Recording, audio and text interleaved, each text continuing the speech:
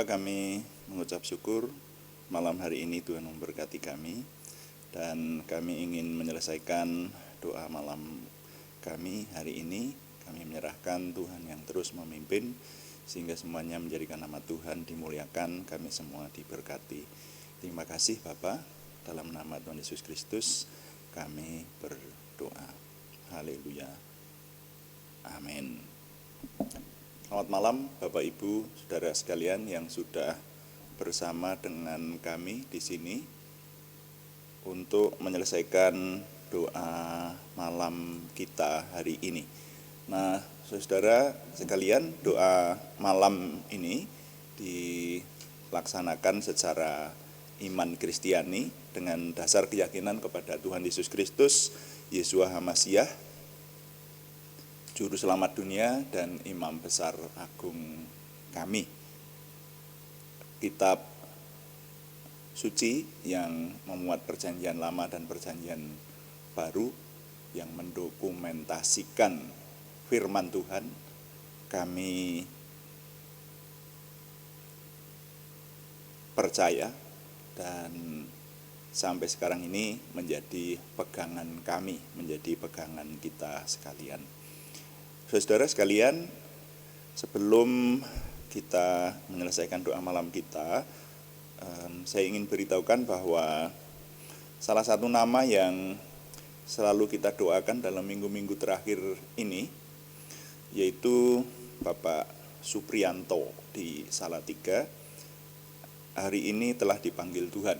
Jadi jawaban Tuhan, ternyata beliau dipanggil Tuhan dalam usia 67 tahun ya, sekitar itu ya, 66 atau 67 tahun.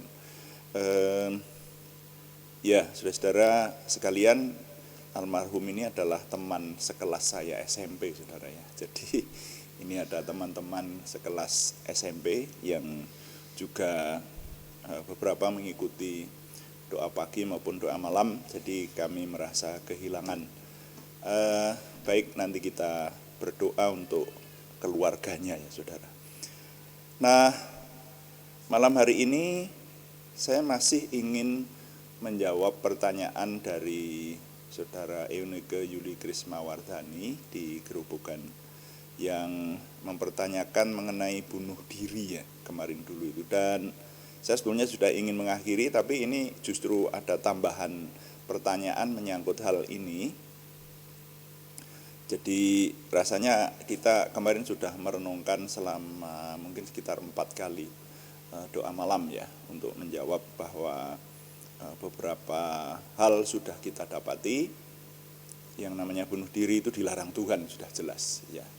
Lalu yang kemarin kita dapatkan juga bahwa bunuh diri itu melanggar firman Tuhan, sudah jelas. Karena dilarang Tuhan, tentu kalau melakukan bunuh diri melanggar firman Tuhan. Dan kalau orang bunuh diri rohnya kemana, sudah pasti tidak masuk di kerajaan Tuhan. Jadi rohnya masuk ke api yang menyala-nyala, masuk neraka, gampangannya semacam itu. Lalu yang kemarin barusan kita renungkan menjawab banyak pertanyaan, apakah kalau orang bunuh diri itu rohnya menjadi setan ya, gentayangan lalu menjadi setan seperti itu. Nah, saudara-saudara sekalian,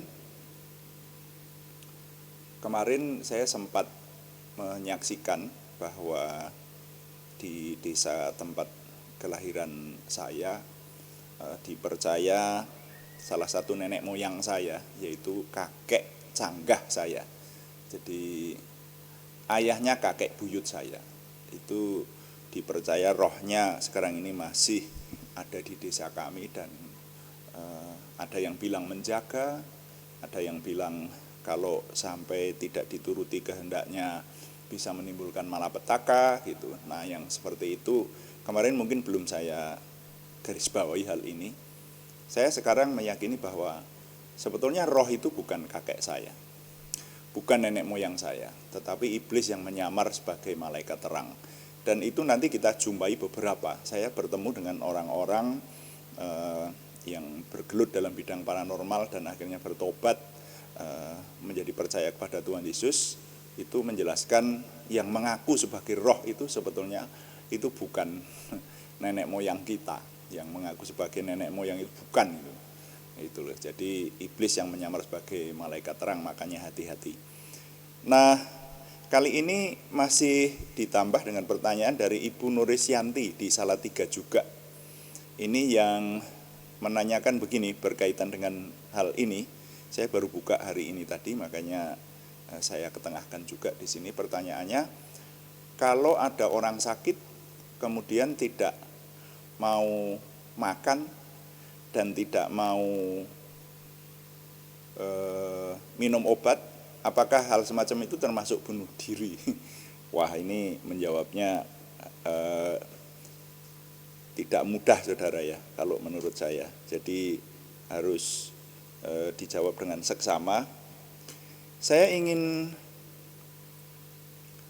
mengajak kita semua membaca lebih dahulu firman Tuhan dari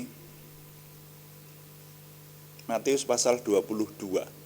Sudah banyak firman Tuhan yang kita baca untuk memahami tentang bunuh diri ini. Dan kali ini judul renungan kita adalah kewajiban memelihara kehidupan. Ya, makanya tadi pujian kita adalah hidup ini adalah kesempatan. Hanya saya memang minta izin dalam hari-hari ini belum mengajak saudara untuk menyembah Tuhan lebih intens lagi ya. Jadi pakai instrumen dulu. Hidup ini adalah kesempatan. Nah, mari kita baca dulu Matius pasal 22 ayat 37 sampai 40 saya baca untuk saudara. Ada dua tempat yang ingin saya baca untuk saudara. Nanti yang satu saudara boleh menyiapkan Roma pasal 8 ayat 6. Kita baca yang lebih dulu yang Matius pasal 22 ayat 37. Firman Tuhan berkata demikian, jawab Yesus kepadanya, kasihilah Tuhan Allahmu dengan segenap hatimu dan dengan segenap jiwamu dan dengan segenap akal budimu. Itulah hukum yang terutama dan yang pertama. Dan hukum yang kedua yang sama dengan itu ialah kasihilah sesamamu manusia seperti dirimu sendiri. Pada kedua hukum inilah tergantung seluruh hukum Taurat dan kitab para nabi. Nah, ini bagian Alkitab yang pertama yang kita baca, Matius 22 ayat 37. Sekarang Roma pasal 8 ayat yang ke-6. Firman Tuhan berkata demikian, Roma pasal 8 ayat yang ke-6. Karena keinginan daging adalah maut, tetapi keinginan roh adalah hidup dan damai sejahtera. Wah, jadi cukup jelas firman Tuhan memberitahukan kepada kita, saudara-saudara sekalian. Nah, dengan pertanyaan dari Mbak Nike dan juga pertanyaan dari Ibu Nurisyanti di Salatiga,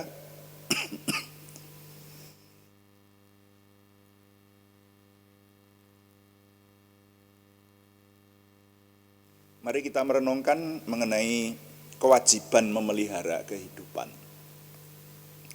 Jadi setelah kita tahu bahwa bunuh diri itu melanggar firman Tuhan, bunuh diri itu rohnya tidak masuk surga, sudah jelas seperti itu. Bahkan diindikasi menjadi anak-anak iblis, ya, entah itu jadi setan atau tidak, tapi yang jelas tidak masuk dalam kerajaan Tuhan kalau orang bunuh diri. Kenapa? Karena melanggar firman Tuhan, dan ini lagi ditekankan lagi malam hari ini. Nah, sebelum saya lupa, untuk menjawab pertanyaan Ibu Nurisyanti,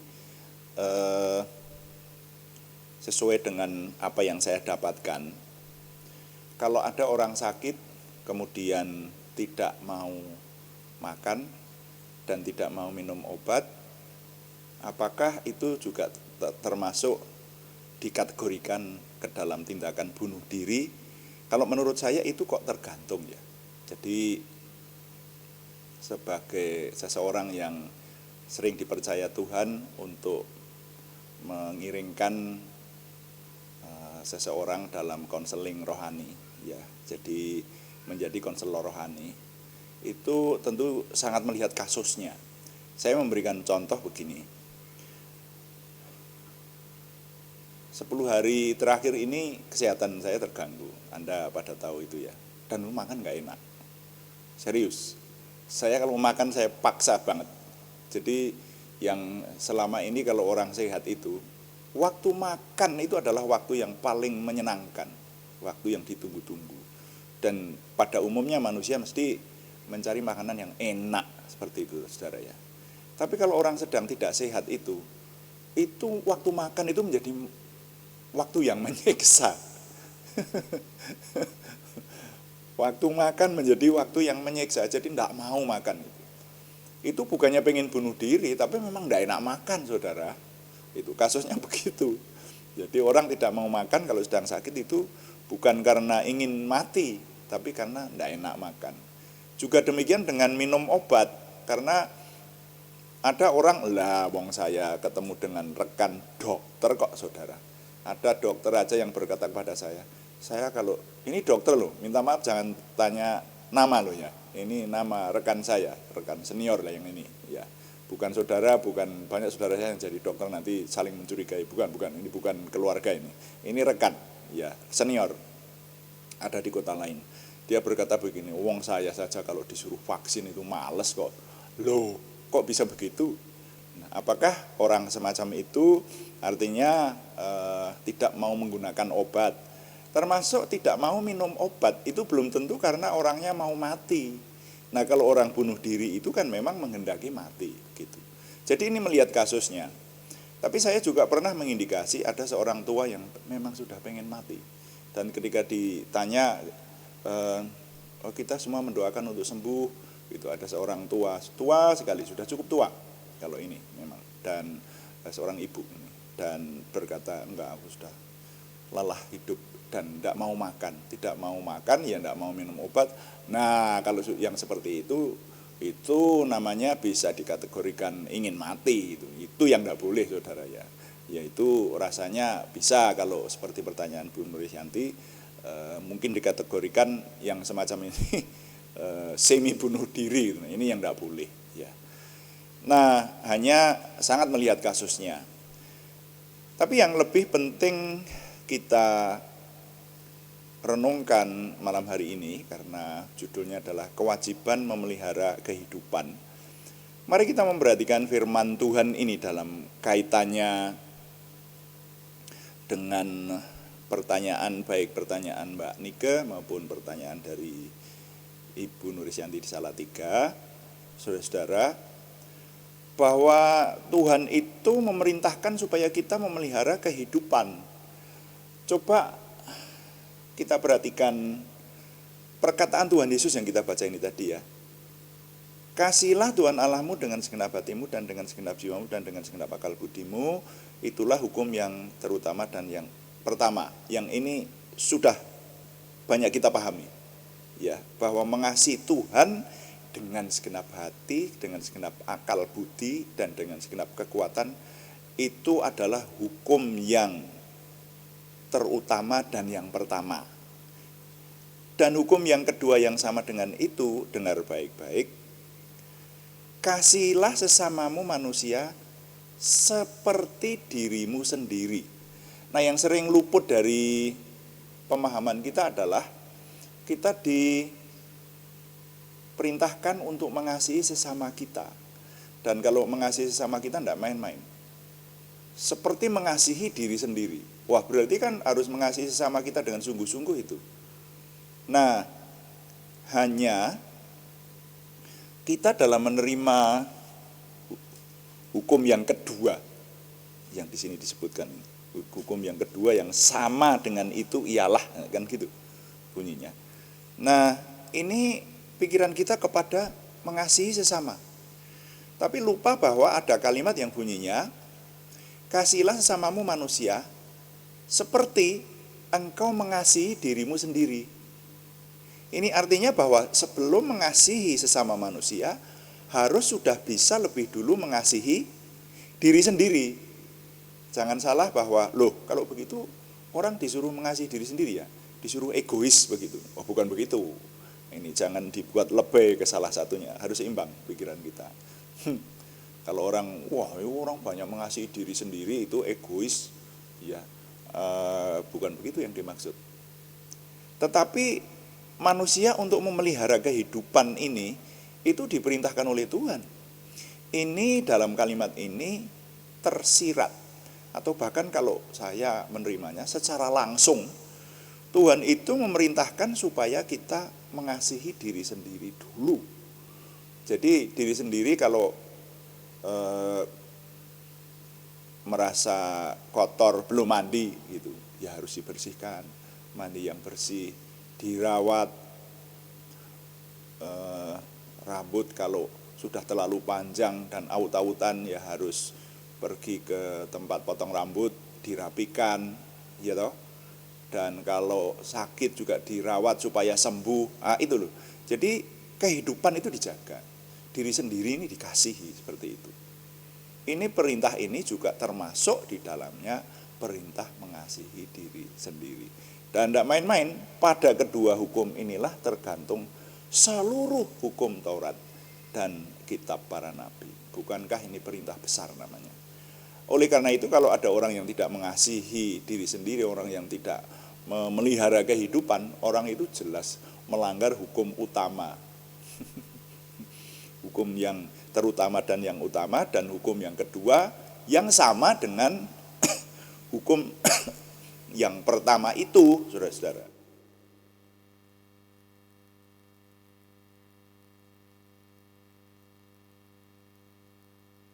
Jadi sekarang semakin jelaslah bahwa kalau ada orang yang tidak mencintai kehidupan, itu sudah jelas-jelas melanggar perintah Tuhan. Apalagi kalau kita merenungkan di Roma pasal 8 ayat 6 tadi. Karena keinginan daging adalah maut. Jadi kalau ada orang yang menginginkan maut, itu keinginan daging itu. Wah, ini pernah kita renungkan cukup tajam dulu ya di doa-doa malam kita.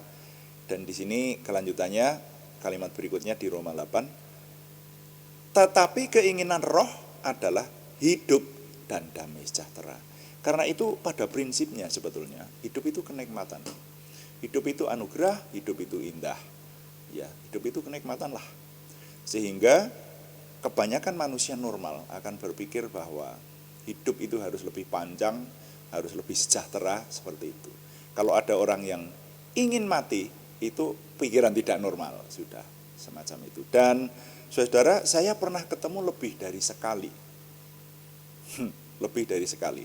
Dan mereka semua ada hubungannya dengan ketidakberesan dalam soal kehidupan asmara. Terus mau bunuh diri. Bukan hanya mau, sudah mencoba, sudah cerita sama saya. Saya sudah minum racun Pak, tapi tidak mati. Loh, waduh ini. Ini lebih dari satu orang, saudara.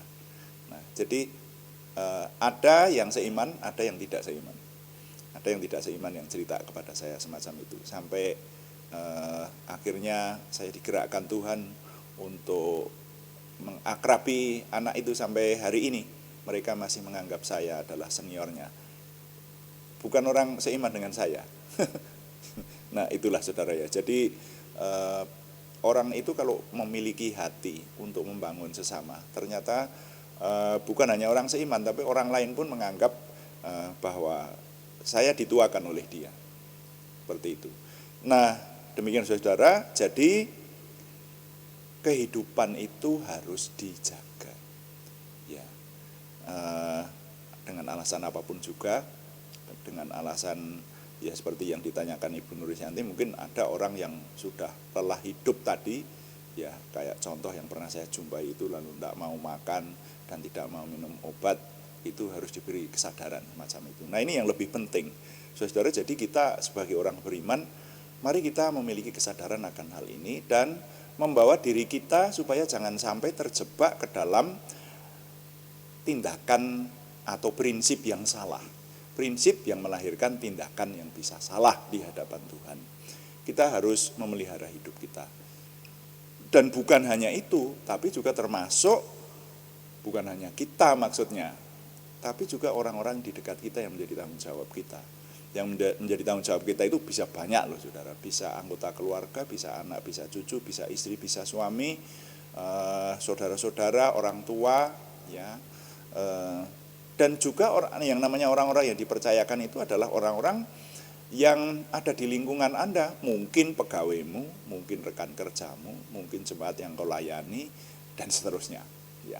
Nah, sebagai orang beriman, kita harus memiliki kesadaran untuk memiliki kewajiban memelihara kehidupan. Dan kalau sampai ada hal-hal yang mengarah ke sana, ya kita harus berusaha sekuat mungkin supaya itu dijauhkan. Saudara-saudara, saya termasuk ketika ketemu dengan teman-teman tadi, ya kebetulan kalau yang satu itu konselor memang, begitu datang karena ya istilahnya hamil dulu sebelum nikah gitu. Lalu ingin bunuh diri, waduh jangan.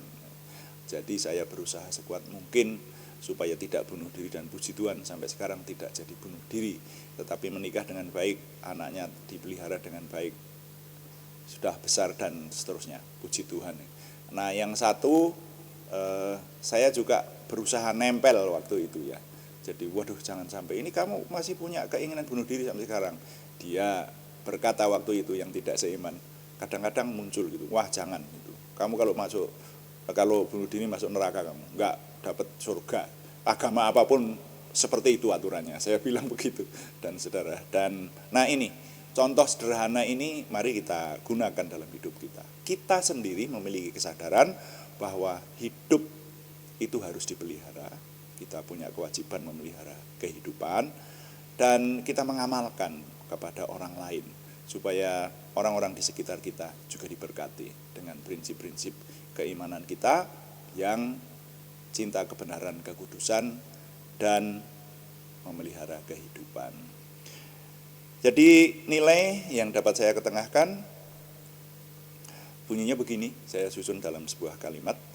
Dan ini Mbak Nike, Bu Nurisyanti juga, ini jawaban yang terakhir buat saya rasa. Jadi habis ini temanya sudah tidak membicarakan soal bunuh diri lagi.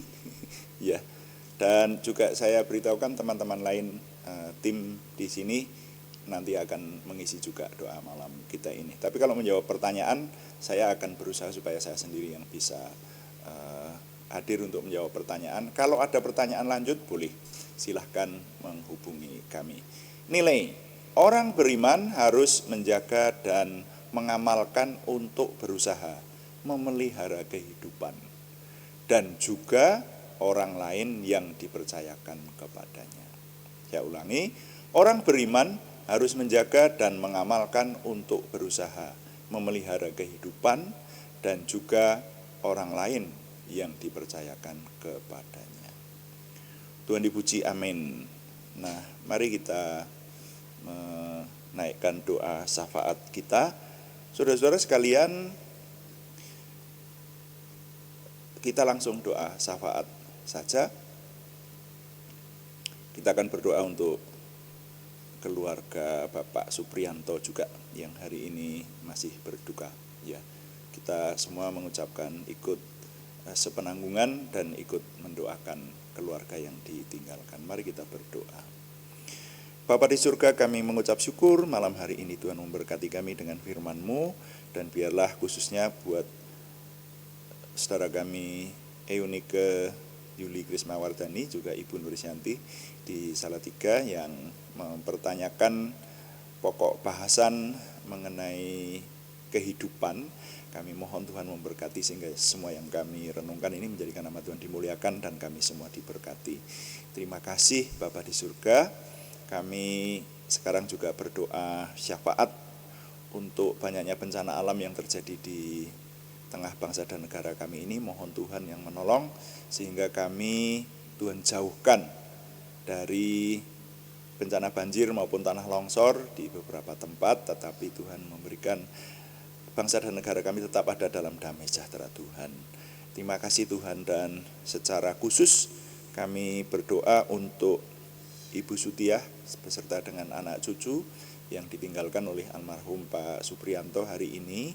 Tuhan, kami mohon Tuhan memberikan penghiburan, memberikan ketabahan, dan tetap memberikan keselamatan kepada seluruh keluarga ini.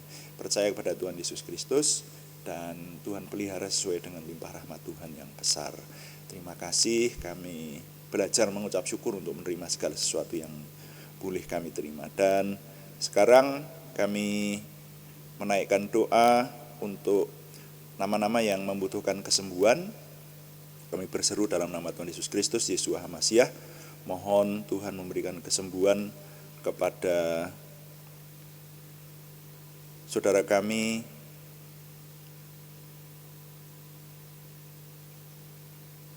Aryati Wirawan, saudara kami Arni Setiawati, saudara kami Budi Suswanti, saudara kami Yohanes Sutarman, yang di Purwodadi, juga untuk saudara kami Alek Giovano Wibowo, saudara kami, orang tua kami Iin Kadarisno di Salatiga, saudara kami Siti Rondiah, saudara kami Cahyani Bagiowati di Semarang, saudara kami Kristiningsih Joko Widodo di Yogyakarta, saudara kami Ana Sulistiowati, saudara dari Bapak Andreas Adi Arianto yang di Jakarta.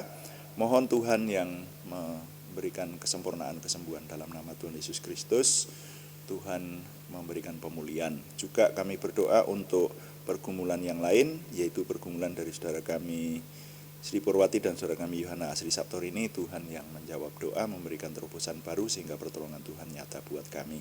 Terima kasih, kami mengucap syukur setiap hari Tuhan memberikan kepada kami firman-Mu sehingga kami semakin memiliki pengenalan akan Tuhan, percaya diri bersama dengan Tuhan, optimisme, antusiasme, semangat dan bergairah menyambut masa depan kami untuk menang bersama dengan Tuhan. Terima kasih, kami mengucap syukur, kami mohon Tuhan yang menyempurnakan doa kami ini oleh pertolongan dan pimpinan Roh Kudus. Semuanya kami persembahkan dengan mantap percaya dalam nama Tuhan Yesus Kristus Juru Selamat kami. Haleluya. Amin. Demikian doa malam hari ini, saudara-saudara sekalian. Terima kasih kepada semua yang sudah mendukung, dan kami beritahukan bahwa doa malam dilaksanakan setiap jam 6 sore. Dan doa pagi dilaksanakan setiap jam 5 pagi, hari Senin sampai dengan hari Sabtu. Silahkan saudara mengikuti pas live streaming kami, saudara bisa masuk di kolom chatting. Sedangkan kalau saudara yang terlambat masih tetap bisa membuka renungan-renungan yang ada ini setelah tayang. Demikian, mohon tetap memberikan dukungan, baik dukungan doa. Terima kasih juga yang belum memberikan subscribe, berkenan memberikan subscribe, like, komen, dan share, bagikan kepada teman-teman lain sehingga lebih banyak lagi yang diberkati bersama dengan kita. Selamat malam, Tuhan memberkati. Amin.